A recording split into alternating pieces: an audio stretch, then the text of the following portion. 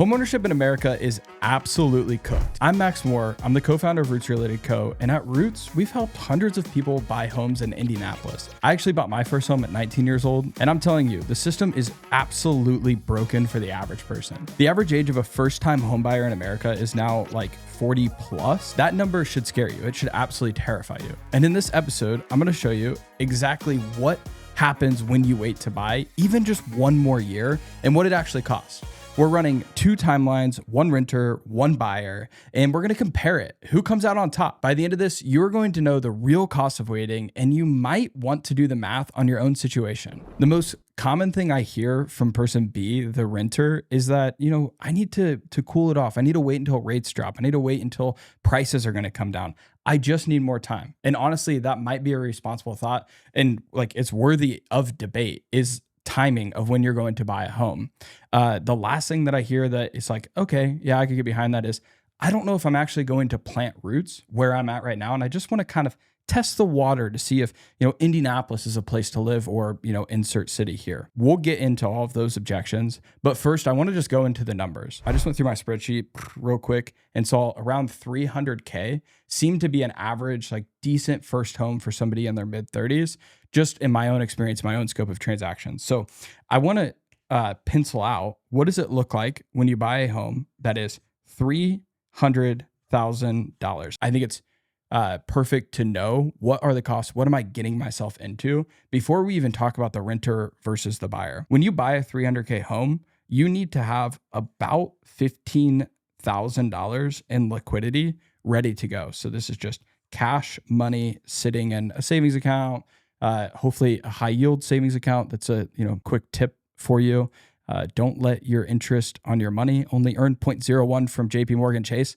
Go get a SoFi bank account. Hit me up if you need help getting that set up. Not a banker. 15,000 cash sitting idle. That's going to be your down payment. That's going to cover your fees, cover any administrative fees, inspection, appraisal, all the costs that go in is going to get you in. So once you have 15K saved up, there's no reason why you shouldn't be buying a home because your monthly payment is going to be very, very, very similar to what it costs for you to rent. A huge thing in the investment space right now, sidebar, is I can't cash flow. What they're saying is my tenant is not paying more than I'm paying for the mortgage. So it's a break-even situation once you get the 15K down. It seems like the hurdle is just saving up the 15K. So let's talk about it. Pause. A quick break from the episode. The lender you choose will make or break your experience. That's why our team at Roots consistently works with Renato Lima from Approved Mortgage. He communicates clearly, moves quickly, and understands both retail and investment loans at a high level. When my guy Renato's on the deal, things move steady. When you get serious about buying, click the link in the description and contact Renato today. In my scenario, I'm going to use a equivalent equation between the homeowner being person A, the renter being person B, in that they are able to save in excess of $10,000 a year from their W-2 job. So they've been saving up for a couple years. This is now the time where they're really questioning, should I rent? Should I buy? Where should I go? So person A equals buyer. They've got their 2 years of savings, so 20K in savings. And person B, also renter, 20K. This guy's thinking about signing a lease for $1,800 a month, which will be about your payment on the 300K home that we talked about. 1.8K is what you're looking at per month on this scenario. That's what we're going to use as if their rent was 1.8K. So what is that annualized at? What's the 12? 1,800 times 12. $21,600 is what they're paying on their rent for the entirety of the year. So that's their expense. Remember, they're still able at that expense ratio to save 10K. So their savings by the end of the year end up rounding to 30K. Check. We've got person B done. Quick break for a second. If you're doing any kind of renovation work in Indy, you already know finding the right vendor partners is half the battle. It might be the entire battle. Best Flooring is one of those partners for us. Phil Nelson and his crew offer the best selection out there, from a single bathroom refresh to a full gut job. Check them out at Best Flooring on Lake Plaza Drive. Use Apple Maps to get there or Google Maps, whichever one of your choice. Phil's got floors and you need them. Call him up. Now let's do the complicated one. because it's the reason why you're watching this video. How do I buy a home? If you recall, you need 15K down. So your savings was just depleted by 15K. Put that in red. 15K down. So boom, you're left with 5K in savings.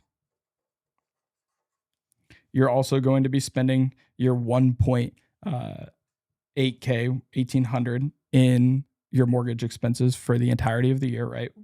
That's obvious. So living expenses is 2,600 as well. Same thing. But here's where the catch. I mean, here's where all the money in just a 1 year time scale makes a ginormous difference.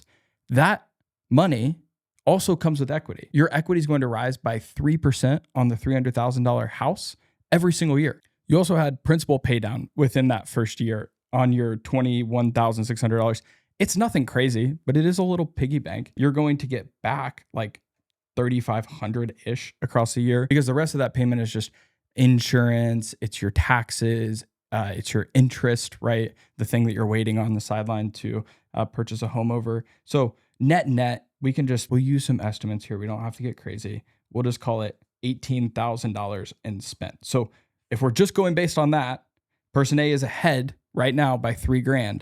But here is the most powerful part. Here's the part that a lot of you are missing, is that annualized appreciation. So you started with your 300K home.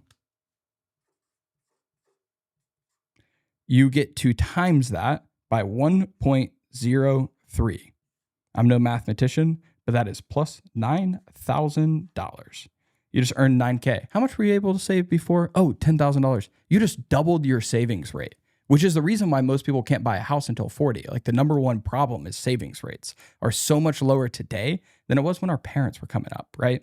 So your net compared to person A, person B, remember they were ahead by 3K. They're now ahead by 12K, and they're walking out with their basis. They put their 15 grand down, remember? So we only had 5,000 in our savings account. How much do we have now? Somebody drop it in the comments. How much savings do we have now? I think, I'm no mathematician again, but I think that you just saved 27K as your principal, like your high interest savings account balance. It's at 27 grand. So you lost 3,000 by buying a house, buddy. But the most important part is what happens year over year. This is a huge part that got me into real estate, because it's all numbers. It's all fancy. Like, you need to find a house that you love. You need to find an area that you love. That's all good.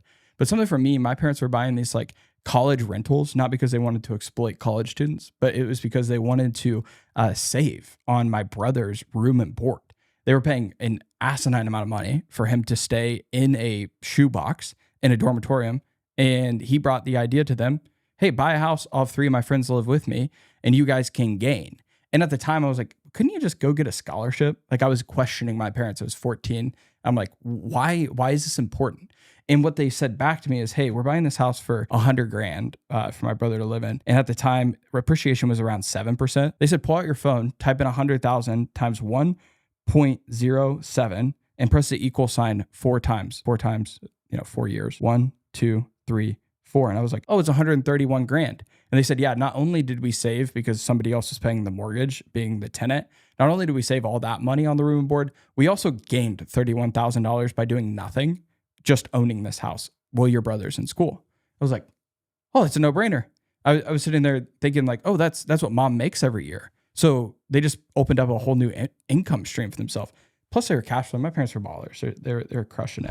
A quick aside, most people overpay for insurance, or worse, they're undercovered and they don't realize it. We partner with Jackson Blevins at Core Insurance Solutions. He's a full-service broker here locally in Indianapolis who handles everything from home, auto, boat. He can do it all. And he understands the retail side and investor side of the game. If you want someone who can shop the market for you and tailor correct coverage for your property, connect with Jackson in the description below. We take that person A and person B, we could go on and I could do a whole spreadsheet and show you why it's better. You all already know why it's better. You all know that you're supposed to be gaining wealth through real estate. You're probably just deciding not to for some sort of personal reason, because the maths out every time and the math always wins. Because if I just took 1.03 on this 300K house and just looked at a 5-year scale, 1, 2, 3, 4, 5, you over the last 5 years continued to double up your money to where you're now sitting in an equity position of the home's worth $347,000. You've paid the principal on your mortgage down